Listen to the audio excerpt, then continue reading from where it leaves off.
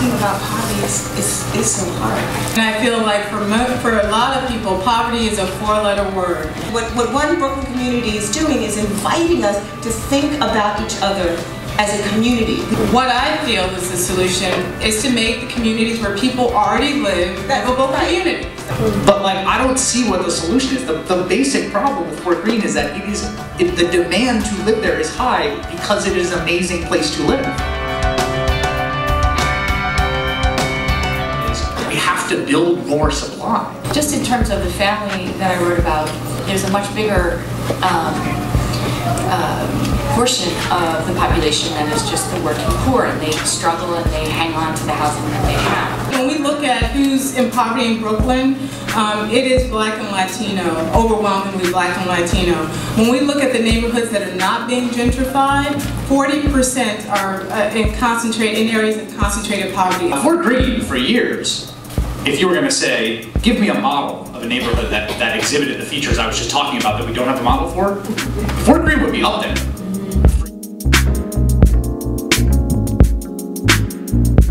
What is your best hope of this new chapter?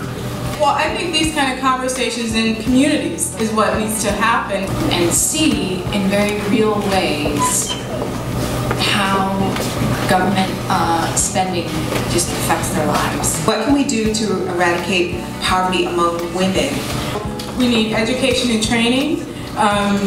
We need other support services so that when women are in school, that they can make sure that they have child care. What is the benefit for people who are affluent? What is in every social contract, which is that we are bound to each other through the collective enterprise of self-governance, and bound to each other by occupying in an urban environment a very constrained patch of land together. So we need to make sure that people have education and training to have access to jobs or pay higher wages or have a pathway to upper mobility. I hope for those of you who don't know about Brooklyn Community Services, really go online and check out the programs that they have. So much of what's coming up, they have programs directly addressing education, job training, homelessness, mental challenges for adults and families. So